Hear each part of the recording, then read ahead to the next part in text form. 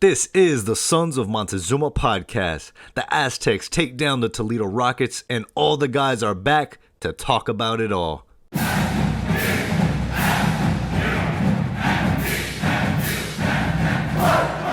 again. Didn't need much oxygen after the last carry, and he takes off. He is gone.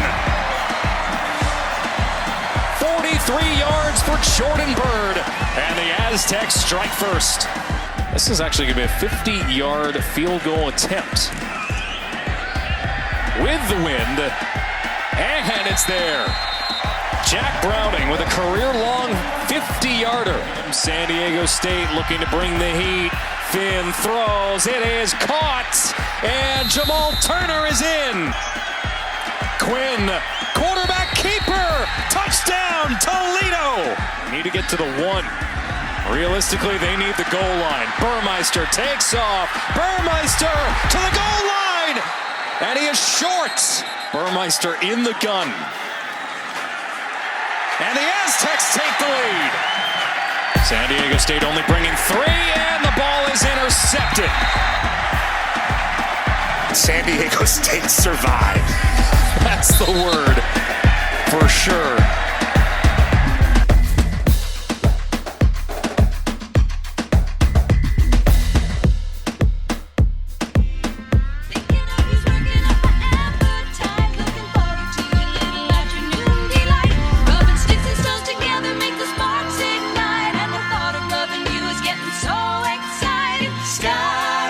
In flight, afternoon delight,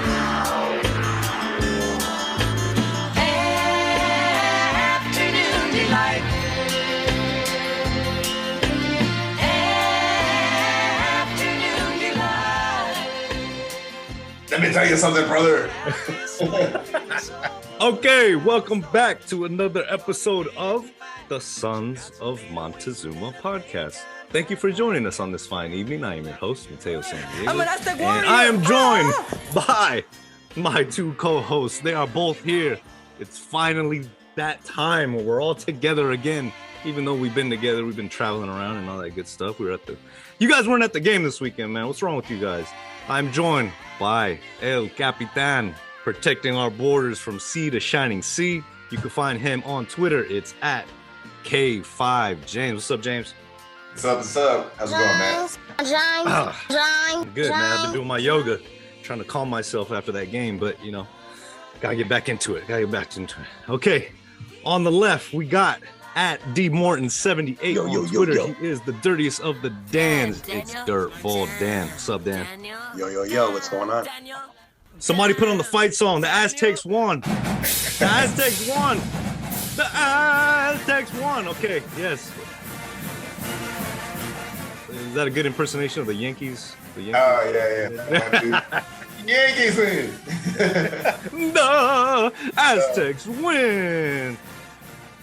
Okay. So, you live, bitch. How was your bout with COVID this time? Dude, it was quick, actually. I was bad that, the Sunday we returned, the Monday, Tuesday it eased up, and by Wednesday, I was pretty much just little headaches there. And so it wasn't too bad. I wasn't going to go to the game. I didn't want to, make sure I wasn't spreading it or anything. But I tested negative on, I think, Sunday. So awesome, man. Good to go. You wanted to make sure you didn't get a relapse and get sick from the Aztecs. That's what it was. You didn't have no COVID. You had the Aztecs. That's what you had. If I was sitting there in that heat and I was like watching that offense, and I would have just been getting hammered drunk, I think. Well, the Aztecs won 17-14 against Toledo, the Rockets. It was cool to see some of those Toledo fans. They actually stopped by the tailgate, guys, and that was really cool. We got to take some photos, and they loved what we were doing. But the Aztecs walked away the winner. It was a brutal game. Definitely a Sickos committee special. I love that logo we have of the Sickos logo with I don't know if you guys saw that, but had to make sure I made that one for this one. Oh, you finally made it? I've been asking you to make it forever. Dude, it's crazy. Like when they were going to score their first touchdown, I texted out, like, shit, we're going to lose this game, because they had momentum on offense. I didn't think we are going to be able to stop them any longer. And then I knew we couldn't really score. But when they were down and they had the ball, when we got the ball with 2.5 minutes left, I was like kind of surprisingly relaxed and almost confident that we were going to score there. And I think it wasn't going to be some cookie cutter offense. It was going to be a 2-minute drill. It was going to Braxton. I knew Braxton was going to make things happen with his legs. And it's weird. For how bad our offense has been, for me to be as confident as I seemed at that point, like I was thinking to myself, like, why do I just assume that we're going to win this game? We haven't done anything on offense, but for some reason, I just thought he's going to pull out some big runs, and kind of that's what he did. Well, I want to get into that in a little more detail with you guys in a second, because that's one of the questions that people want to know, right? Everybody's talking about that last 2-minute offense. What was working so much? Why did it work? Burmeister looked so comfortable back there. He made things happen. But let's talk about the game, right? So Burmeister, 13 of 24 for 65 yards, 1 interception, just an unbelievable day. I mean, there were times, guys, and I was there at the stadium, you could see throws that it looked like he was throwing the ball away, but he was actually trying. You know what I mean? It's like sometimes the passes look like, okay, is he throwing it away or is he actually trying to get it to the receiver? And for a minute there in that first quarter, I legit thought, like, was his eye still injured from last week getting poked in the eye? Like, I seriously thought maybe they put him out there and he wasn't fully recovered, but maybe he was like the best option, so just put him out there, right? I don't know how it looked on TV, but boy, it was pretty erratic. I had my kid's soccer game, so I missed the first quarter, but I turn on the TV and I see, oh, cool, six completions. And then I look a little bit further to the right, and it shows 11 yards. And I'm like, how the hell is that even possible? How do you have 6 completions and 11 yards? Like, I was so confused. What the hell did I miss? I didn't get 6 completions and 11 yards. I didn't even think if you tried to do that, you could make that happen. Well, they were getting like little dinks and dunks, right? Like trying to get it to the receivers. They got it to Redmond, the tight end, a couple times, right? And some little short ones, but it was like lateral type of, nothing going, no vertical game, right? This was just like, let's get it to the guys and let them run. That'll happen when your 80% of your passing game is at or behind the line of scrimmage, dude. It was, I don't know how many screenplays they ran. They ran it they tried to get Redmond the ball on the screen. They tried to, let me correct you, James. That will never happen. That doesn't happen. Even if you do it on the screen. You know how normal it is for that to happen? That will happen. Yeah. Like it's at every game thing that you see. 6 completions for 11 yards. I'm just saying that explains it though. It's like, yeah, every other school in the country can do that 2-man screen game and get like 5 yards at will. And our guys can't do it at all, man. They don't even try really to do it. And then in that last drive, they finally threw a slant. And I was like, holy shit, they actually threw a slant to the receivers. Like that has to be like the first one I've seen all season. I know. Yes. It did. And look how easy it was too, Like it was a timing route. Like we never do any timing routes. Like everything is just prearranged flats, throw stuff to the flats, throw little bubble screens. So crazy that we were happy about a quick slant for 5 yards. The first touchdown was in the second quarter. It was Jordan Byrd. He is the one consistent playmaker that we're seeing right now. 16 carries, 115 yards, 2 touchdowns, and it took him 2 plays. The possession was 2 plays. He ran for like 30 yards, and then he ran like a 40-something yarder, and that was it. Got on the board. And the way this game went, you felt like, man, this defense is bottling up DeQuan Finn. Coming into this game, Toledo was the favorite. They were like 3-point favorites on the road, and it was largely because of Finn. He was like the team leader in passing and rushing yards. So we all knew that Finn was going to come in and pose problems as a dual threat. So can we talk about the defense, guys? Because, I mean, for the whole game, they pretty much shut him out until that last bit of the fourth quarter. Yeah, and I think that was like a fatigue thing again. They just kind of ran out of gas, man, because they were on the field so much.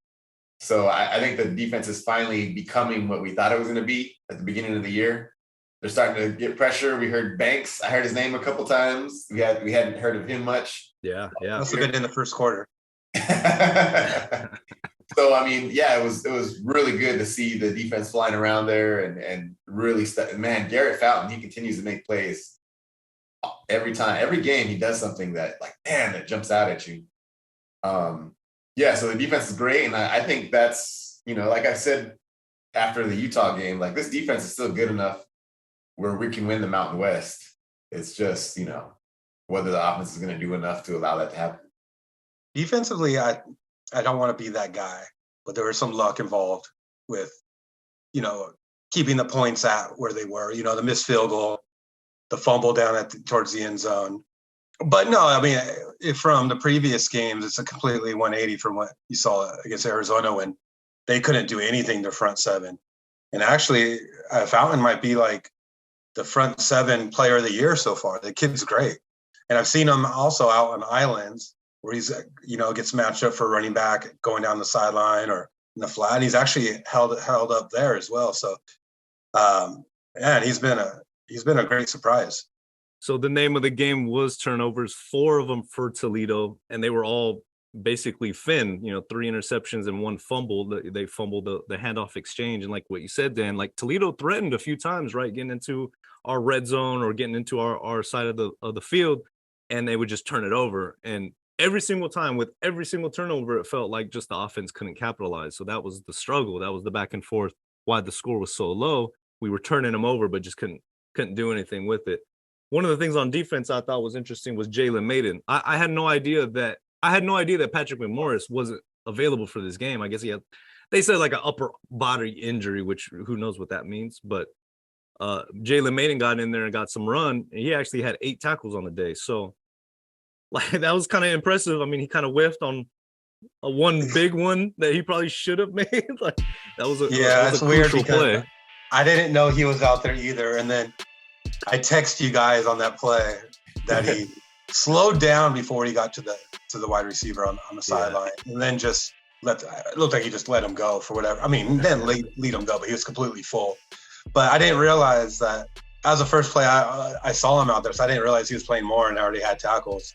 Because I watched that and I was like, dude, that guy can't be on the field anymore after that play. But obviously he played better. I think that just happened to be a bad play, Dan. Earlier in the day, he had a pretty good tackle. I think they tried to do like that 2-man screen game I talked about, and he kind of fought through the block and made the tackle. So he, you can tell he's a first-year defensive player, but his athleticism, he's so athletic that I think he's going to eventually be a really good safety. He's huge too. Yeah, definitely. The standout play of Cooper McDonald, he actually had a nice little fumble scoop. And, looking at that play, it looked like he could have took it to the house. There was nobody in front of him. And then he just got tripped up, like as soon as he got it right from behind. But, I know you spoke about him last week, James Coop kind of stepping up, and it seems like it's carrying over this week. When you picture like a linebacker, a college linebacker, and you want to design like a prototype linebacker, he's kind of got that, like the build and the athleticism. So he's really it's going to be fun to watch him grow over his career here at San Diego State. What I couldn't tell what McDonald missed the safety sack in the fourth quarter when they were about to. That was Caden, I think. Was it Caden? Because I literally, when that happened, I was like, okay, there's game, dude. We had a chance right then to like end the game with the safety, clean shot. And I was like, oh man, now they're gonna go down and score. They did go down and score, but man, I was like, dude, you get a few of those opportunities where that kid's just so slippery, though, Yeah, he is. Like I said, I was worried about this game, man. All offseason, I was stressing about this game because of that kid mainly. And they're just a pretty good program, man. They're like an underrated Group of 5 school. And the way the defense shut down that offense, for the most part, like that was a quality performance. And that's, obviously offensively we wanted more, but a win against a school like Toledo, a team like Toledo, and stopping a quarterback like that, you got to tip your hat to the defense, man. That was a hell of a performance.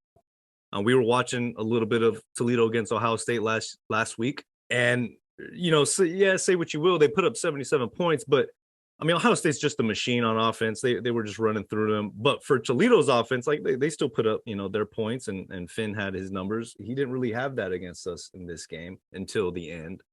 And I think we can all agree that's because the offense wasn't sustaining much. Jalen Armstead looked to be running strong. I'm not sure. He looked like he got a little banged up, so he wasn't necessarily as effective as he probably could have been on the whole day. But boy, I got to see him up close, man. He's a load. I wouldn't want to tackle that dude. So hopefully he's back soon. And then Jack Browning. Can we talk about Jack Browning really quick? Besides the punting, the place kicking. What he said? He's like, I'm going to go get a beer. Dude, Jack Browning's on scholarship. I didn't even know he wasn't on scholarship, James. I didn't know. Yeah, a 50-yard field goal, though, dude. You're going to get a scholarship. You hit a 50-yarder. Yeah, to me, I've been more impressed with his field goal kicking than I have his punting. His punting, it's good, but we're used to crazy. So like his punting is okay, but I'm really impressed. That 50-yard field goal was like he nailed that thing. It wasn't even a doubt, man. As soon as he kicked it, you're like, oh, that's in. It was still, dude, James. I don't care what you say. That play call was dumb on 3rd and 6. Even if you're gonna go for it on 4th down. Because that was the play right before that field goal. Oh, yeah. I see what you're saying. Even if you're going to go for it on 4th down, dude, even if you get 2 yards, it's still 4th and 4. Like, that's I think what pisses the fans off the most is the situational decision making. Like when we're down big, they run a lot, or when it's 3rd and 6. It's not like I mean, you got to take some chances out there a little bit. Throwing the ball. I know we're getting off subject. You want to talk about? No. This is perfect because the way the game went, right? Okay, we kicked the field goal. We're up 10-0, but then before you know it, Toledo scores 2 touchdowns back-to-back possessions towards the end of the game. So you're thinking, okay, well, we kicked the field goal, but our offense isn't helping any because the defense is going to get tired out, and that's exactly what happened. They caught up, and they got the lead 14-10, right? We obviously get the ball back 2 minutes, and it takes us to the question of the offense because Braxton let us down there very I mean, you could say efficiently. He did, right? He used his legs. He found the open receivers, and we zipped down there.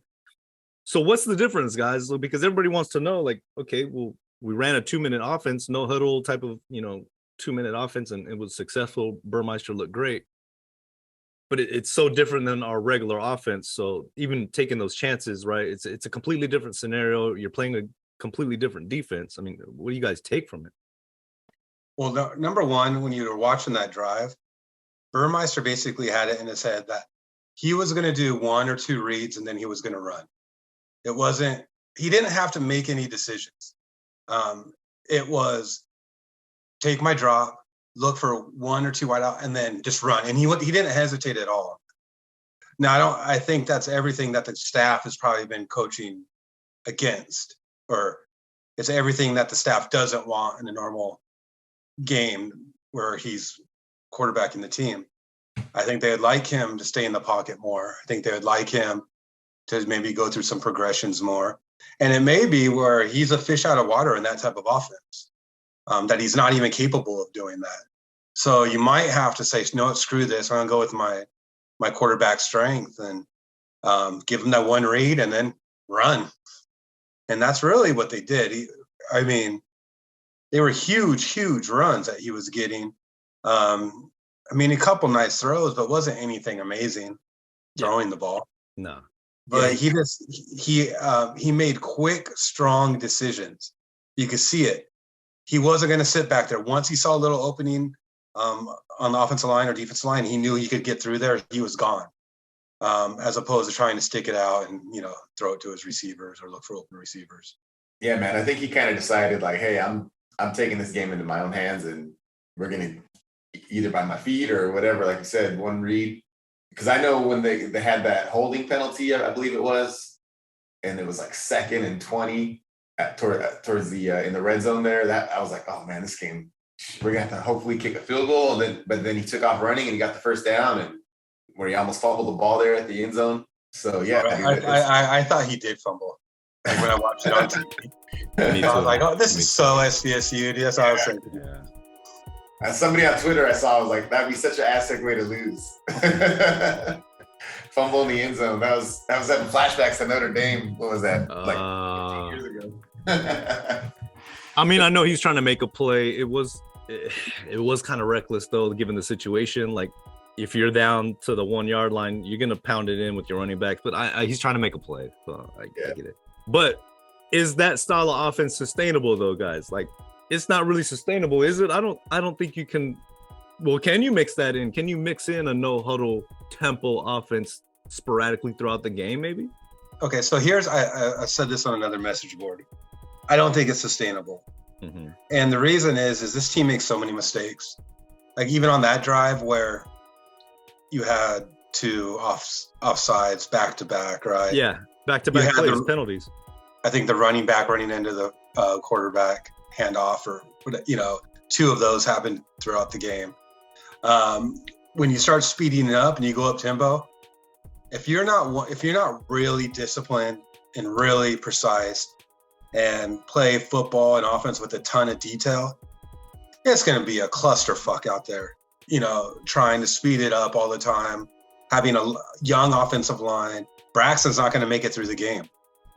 He's going to take too many hits, and I don't even know how it works in short bursts like you were thinking. I just think our offense isn't dialed in enough, disciplined enough, and detailed enough. Generally, the most points are scored at the 2-minute warning, right, of the half and at the ends of the game, and that's because everybody's playing at that speed and that tempo, and the defenses are playing that, prevent, whatever you want to say. But that's why I just say, like, maybe that's a possibility that they mix it up throughout the game.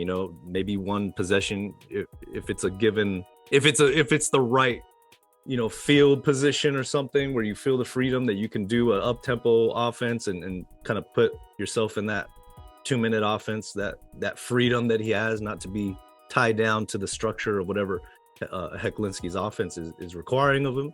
Like, maybe that could be a wrinkle, Yeah, let me add one other thing. How many times this year have we seen it? I think we saw it a bunch in Utah, where he slaps his hands together and the offensive line gets all crazy. And that's that. They jump off sides. We've had so many pre-snap penalties that it just kills the rhythm. And the thing is, if you do that, our offense isn't good enough to where they're going to string together 5 or 6 first downs. So if you go on this high pace up tempo and you're 3 and out, your defense is going to be gassed, So it's a few different things. I think though, this offense is meant for up tempo. Like, I think we would play our best football up tempo, spread out, get into a rhythm. I just don't think we have the capability of doing it, even though I think that's the way this offense should be ran. The lack of attention to detail that seems to be there with, be it the offensive line, with false starts, guys, running backs going to the wrong side of the quarterback when they're trying to run their mesh play. And it all goes back to coaching, man. That stuff should be like pretty well dialed in right now. That stuff like that shouldn't be going down. That's not the answer to speed it up. Like, you could do that and mix it in every now and then, maybe to just kind of shake things up. If they're not playing well, maybe, if they have a couple 3 and outs, maybe come with some tempo for a drive or two. But like you said, that's a double-edged sword, because then if you go 3 and out even faster, it gets your defense back out there again.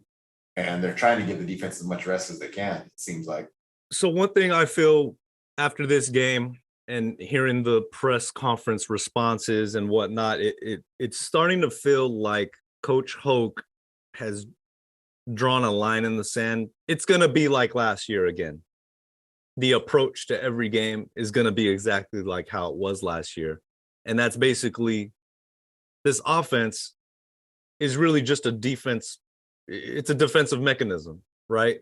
It's like you're going to have a low third down percentage because you may not necessarily be trying to get if you can't get the first down, if those first 2 downs set you up in 3rd and long, you're not even going to try and get it. You're just going to run it up the middle like they did several times in that game yesterday, just so you could punt it and Yes. get field position and Yes. just you kind of like give up. It's not a real offense, it's a defense mechanism. And that's everything And I've gathered from hearing from Hoke. He's made that decision because Hecklinski's offense is not working again. So he's going to take that control and say, we're playing this style. This is what we do. This is what wins in his case here at State, because it wins. And I think that's what we're going to move towards. It's basically he's going to shoulder all of that criticism as much as he can and just play this style of football. If you're going to shoulder that criticism, then don't try to pander off the boos towards players, right? I've had, this season's been hard. It's really tested, I guess, how much I like Brady Hoke, or how good of a coach I think Brady Hoke is. And in some ways, even how good of a person I think he is. I think there's been like instances of how maybe he handled the Ariza press conference, how, maybe being called out about what happened with Lucas Johnson, playing really stupid with the fans as far as the booing thing. Well, explain that because there may be some that aren't aware of what you're talking about. So the team was booed a few times this last game, yeah. And they were booed after a couple of times when they ran on 3rd and 6, or another ultra conservative play call. And everybody in their right mind is sick of Coach Hecklinski's offense. He's a good guy, I'm sure, but everybody is sick of it. You go on any message board, you go on Twitter, you go talk to the person at 7-Eleven, everybody's sick of it. So when they're booing the team, and then when the coach is asked about it, he says that it's the players being booed and he doesn't like that. The way he shoveled that onto the players is some of the weakest thing I've ever seen from a head coach. The right answer to that question is you know what? We're paid coaches. We make a ton of money. I have an offense that his passes for less yards than Navy, Air Force, and Army. We deserve to be booed. I would boo too. That's how you handle that stuff. You take it, a leader takes it on themselves and protects the kids. You don't push it onto the kids. And there's been several instances now throughout this year where I question his honesty, his forthcomingness, and his character.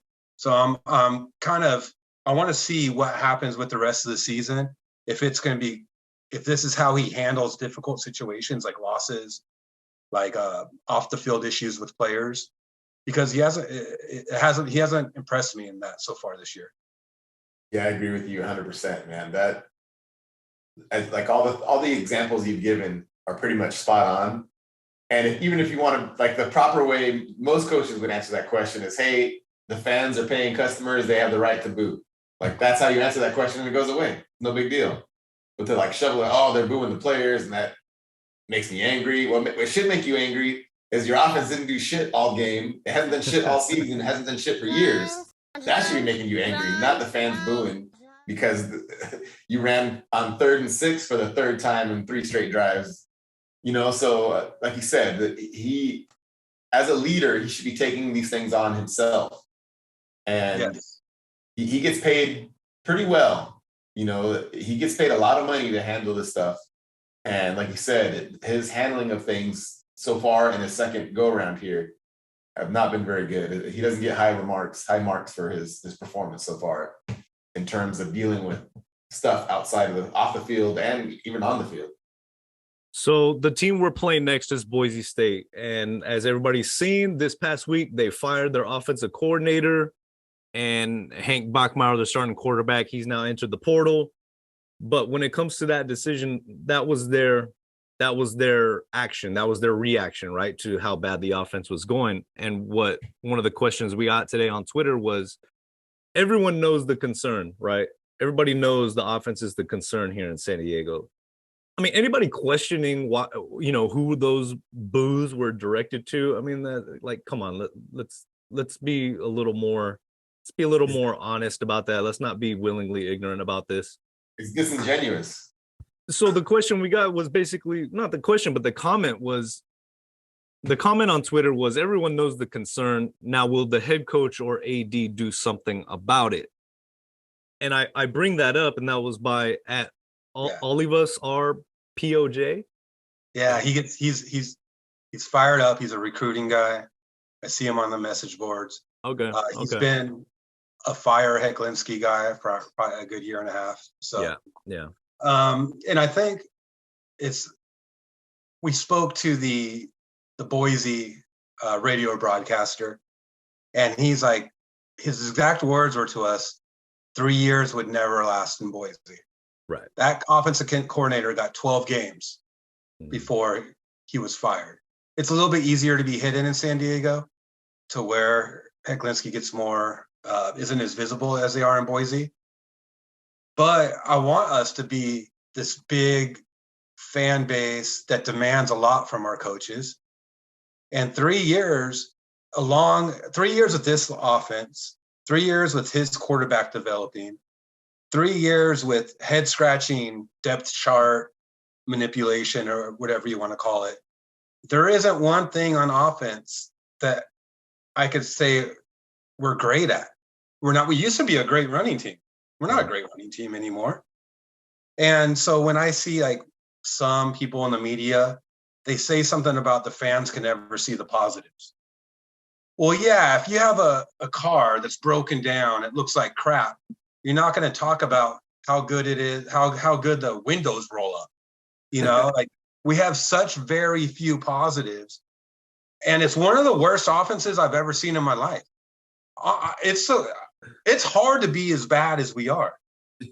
And a real program, a program that has money, and a program that has expectations would say, I know we won 12 games last year, but our offense was putrid. We were lucky to win 12 games last year. Now, with a larger sample size, you're seeing some of those close games or games that we could have easily lost last year are now going the other way. We need to improve the team. We need to get a better offensive coordinator in there. And I want a whole new system at the end of the year. But if you need to fire the head coach, the offensive coordinator now, get through the rest of the season and hire one, so be it. But this is some of the worst football I've ever seen. I mean, you can't hide it. It's just terrible football. So what are we waiting for? We're waiting for what? We might be able to get to where we're averaging 120 yards passing. That's still not good enough. It's still terrible. What could actually happen this year in our offensive side that's going to change anything that's happened the previous 3 years? There's nothing that it could be done. We know what this offense is. We know what the coordinator is. We know what these quarterbacks are. Nothing's going to change.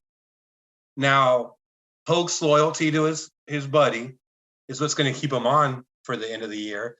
But I tell you what, he goes into this staff with Hecklinski as an offensive coordinator.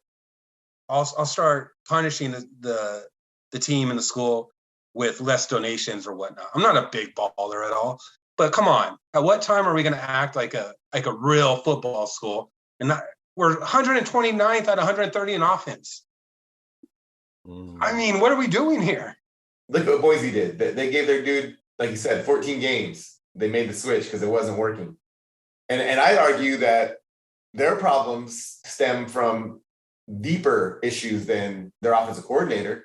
Their system isn't that bad. It's just that their offensive line is terrible, and that goes back to recruiting and maybe the offensive line coach. But for the track record that this offense has, he should have been gone before the year started.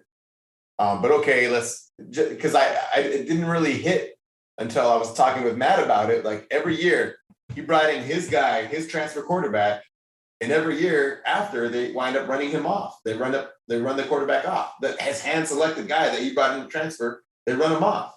And the problem is this offense getting incrementally better throughout the year is the worst thing that could happen. It is the worst thing that could happen. Just like that UTSA offense performance was the worst thing that could happen. It's the worst thing that could happen. Don't you want the team to get better, though? Don't you want them to improve over time? Dude, do you know how much improvement they would have to be? We have to go from like 2 feet tall to Shaq to get where we need to be offensive. We're so far. We don't do anything well.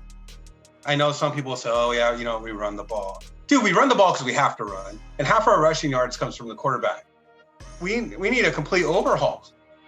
So one of the points that John Schaefer brought up today on the radio, he's trying to calm the fan base down, right? Because there weren't a lot of people there at the game. I mean, the seats were pretty empty, and it was a hot one, but it wasn't that hot. It wasn't as hot as the first game. You know, people are not going to pay good money to watch this offense. One of the points Schaefer brought up, though, was that you can't make a change right now in the season, right?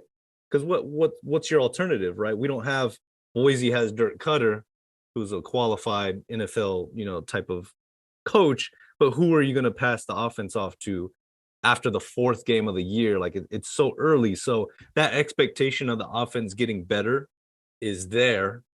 Whether we like it or not, it's there because what are the alternatives? Okay, then Matt, let me tell you something then.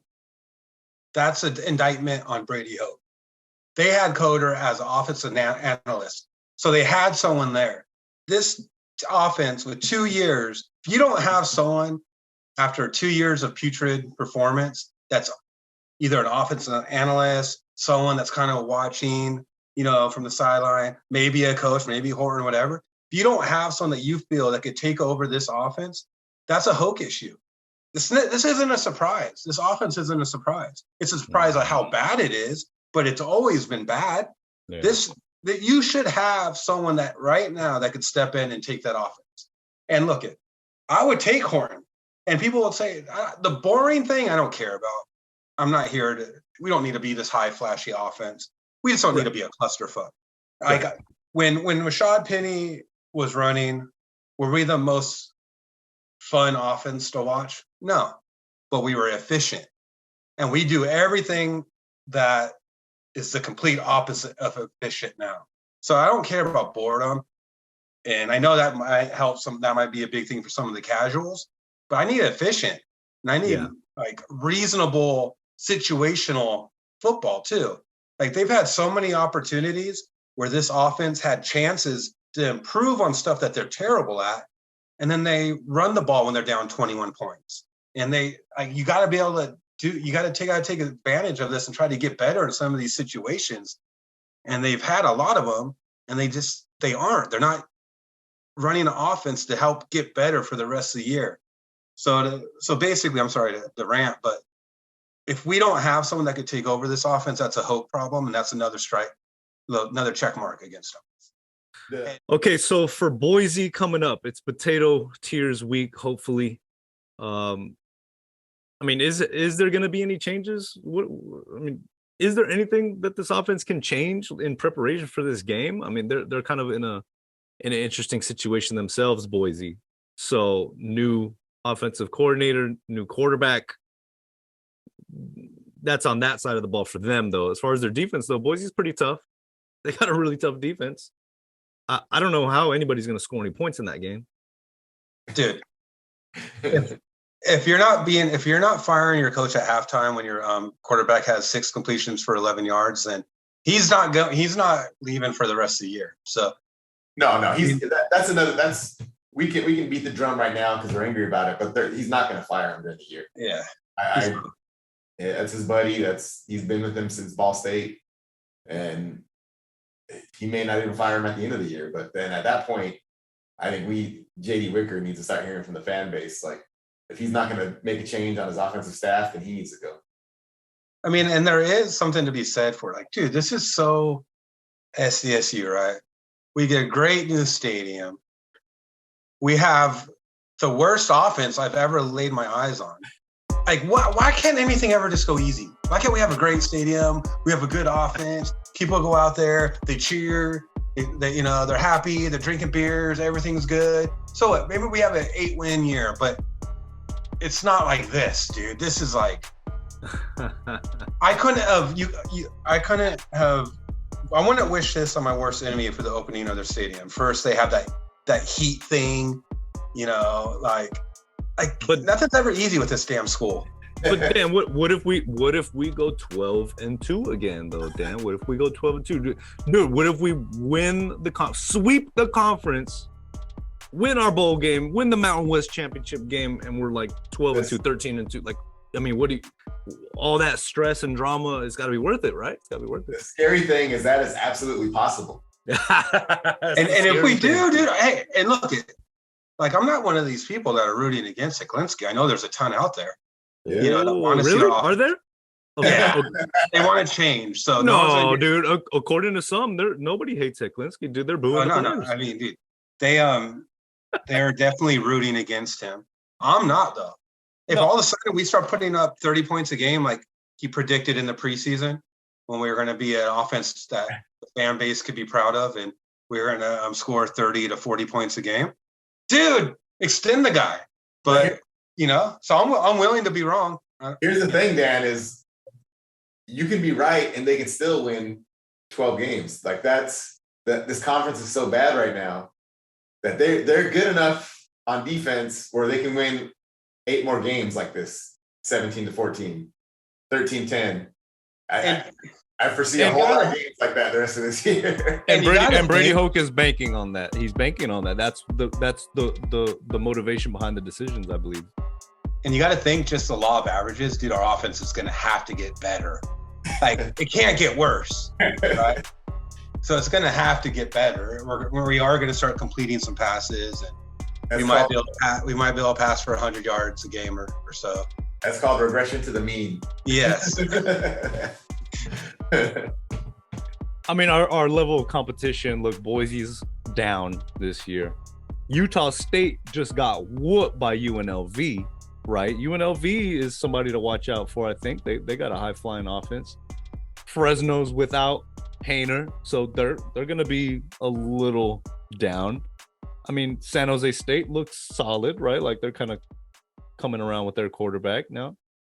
I mean, who else in the West is really gonna give us fits? Boise just got curb stomped by UTEP, and they're a touchdown favorite over us. So look, but it's good. The good news is we play good as underdogs. Facts. So here's my prediction for the scary game on the rest of the schedule. This is my Toledo of the conference. Okay. New Mexico. No. We could very likely lose to New Mexico, man. That's going to be a scary game for us. Ooh, don't tell that. Don't tell that to Keyshawn Banks' family, dude. Don't say that to Keyshawn Banks' family. I'm with you on that. I mean, every game is going to be tough, guys. Every game is going to be tough, but that's because of the offense, right? I mean, it's just going to be that situation. Every game is going to be a last-minute thing. So Hope's going to tell you that's exciting. Or that was Rocky Long's line, right? Hey, it's exciting games, right? That's something special. One of the things that's shocking how bad we are, because we're you know that game against San Jose State last year that I always point to when I talk about how lucky we kind of were? Yeah. You know, like Lucas Johnson threw 2 back-to-back bombs in overtime, right? Have we completed one long pass the whole year? No. I want to say the longest. And they're not pass, even close, dude. We're not even close. It's like 18 yards, dude. I think 18 yards is like the longest completed pass we have on the season. If somebody fact check me on that, but you know, I think it's 18 yards, man. Poor Jesse Matthews. As Tolver said, he is an NFL talent wide receiver. I was watching Bellinger earlier tonight. He had like 3 or 4 receptions in the first half. You know how that worked out at San Diego State.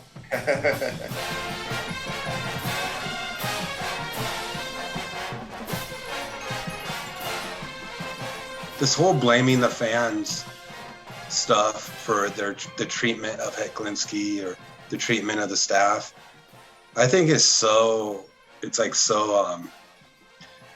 weak. Heklinski knew what he was getting into when he decided to be a football coach, and then a tight end coach, and then offensive coordinator. He knew you're getting paid a lot of money. I know not relative to the rest of the college football world, but you're getting paid a good wage to perform. So please, miss me with this. Oh, don't tweet at him. You know, don't be mean. No, dude. I don't do that stuff personally, but we need a fan base that's rabid too. I want to see excited fan base. I want to see pissed off fan base. whatever. Like let's focus on the situation and focus on the inept offense, and less focus on how fans are reacting to the inept offense. Because when the fans boo, which is their God-given right at a stadium, you would have thought that they were putting down, fire crosses in his front yard. No, dude. Nobody's bringing out toilet paper rolls, right? It's like, yeah, dude. I mean, dude, we're such a soft fan base, and if he can't deal with San Diego State pissed off fans, then man, dude, he needs to find a new profession. Yeah. Let it be known, Sons of Monty has not been out there talking trash and demeaning and, posting photos of them and any of the staff. Like, we don't do that, right? I mean, we're passionate. We make our commentary. We're passionate about what we say and we stand by it, but we're not like attacking anybody. But I hear what you're saying, Dan. Like, the day that the fans stop being that passionate is when you need to worry. When they don't care and they stop showing up, then you need to worry, because then you don't have anybody to tell, calm down, like, because they're not hyped up to begin with. So, like, look, it's a new stadium. It's a big year. It's the 100th year of Aztecs football. Heck, Linsky already put himself out there by guaranteeing an exciting offense that we've never seen before. So I'm right there with you, man. I mean, this is the line of work. This is the business. And I was asking you guys what the term was, white knighting, when I feel like some media members or some people, Twitter personalities, whatever it may be, when they just go so out of their way to almost make fun of fans for caring so much, or almost like it's almost obnoxious in the sense to where like they think they're so much better because they're not getting upset about a loss. Or, dude, these are fans. These are people that donate a lot of money to the school, that buy a lot of gear, that show up on these hot days, that travel. Yeah. It's condescending, in my opinion, it's condescending to kind of like question how good of a fan they are because they are pissed or because they are booing. I'm seeing that everywhere too. I'm just kind of sick. Dude, let the fans be passionate. Let them have their voice. They're not doing anything obscene that I've seen. And let's start focusing on the real issue, which is the staff. Passion is a good thing, dude, because, what's the opposite? Apathy. And apathy is the worst thing to happen to a program. We had that when I went to school there in the early 2000s, man, under good old Tom Kraft. And geez, how about those offenses compared to now, man? It looks like space age offense compared to this stuff we're watching. Okay, quick question, guys, because somebody asked. Yeah, do the more questions thing. That was kind of cool. Now it's Jim. I've met Jim at Cool Aztec on Twitter. He says, what are our thoughts on Crum as the quarterback of the future? You guys got any thoughts on that? I definitely do.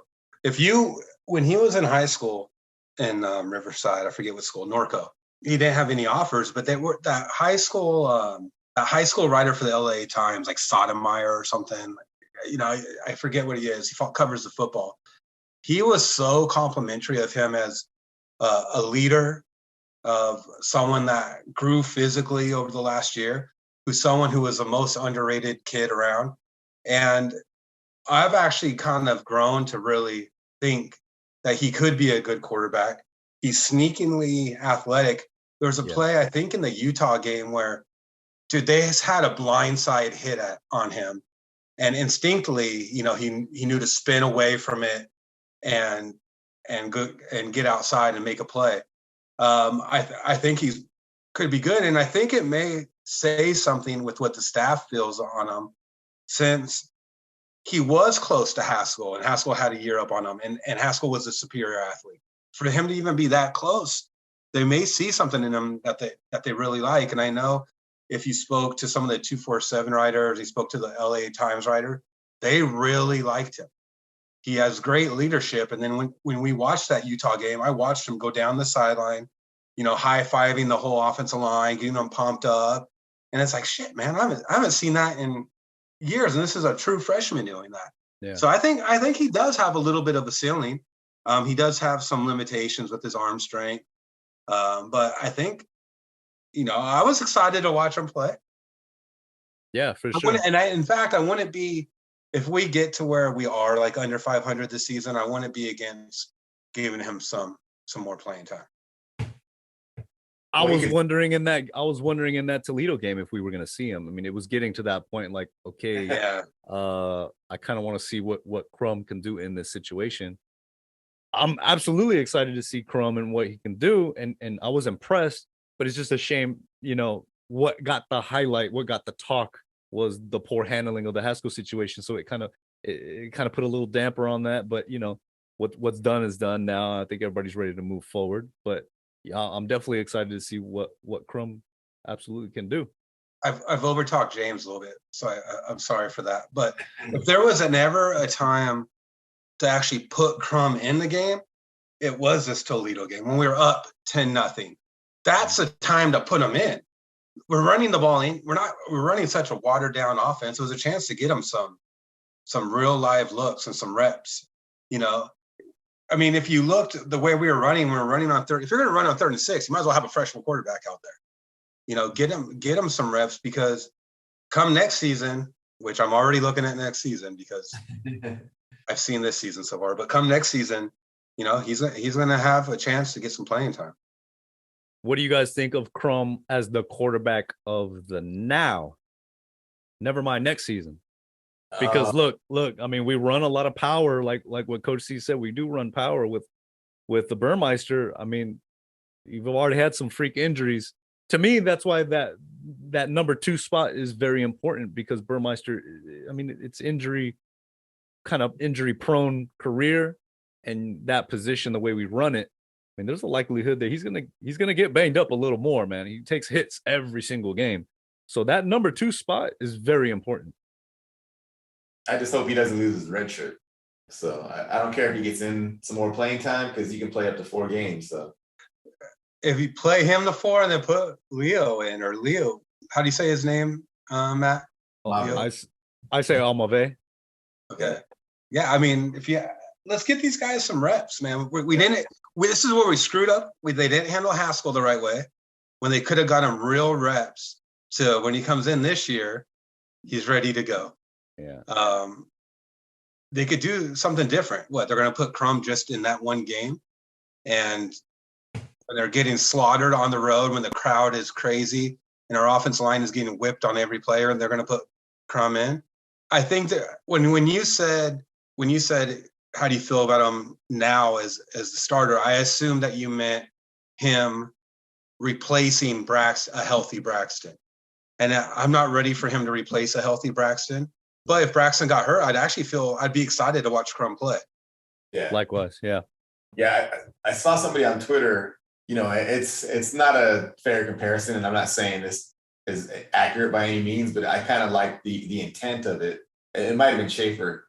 He said that Crum might be like San Diego State's Josh Allen, a guy who in high school was lightly recruited, had like 1 scholarship offer, and just kind of physically changed from like his senior year into his freshman year in college, and was like a completely different guy.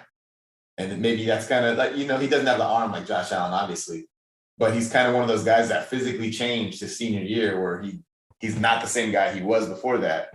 And he's going to be, I think, hopefully a light years better player now that he's in college, because he's a more physically mature player. So I think, like Dan said, there's a lot to like about him. He had a lot of good press coming in. He was just like super underrated. And I think because he was so immature prior to his senior season. All right. Yeah, I'm excited to see Liu get some playing time too, hopefully. Like you said, hopefully they kind of mix him in. I doubt we're going to have any blowouts where they can get in, but hopefully they can kind of get them in a drive or two. Well, that's pretty much all the questions I saw. A lot of people had like different comments, right? Just kind of talking. What Mo Mama had one, right? Mo Mama, oh boy, what did she say? Boy, she came with some heat. She always does. Mo Mama, is our coach really dense enough to believe fans were booing players, or is he playing dumb? I don't know which is worse. I think we talked about it earlier, but he's definitely playing dumb. That's something I have issue with.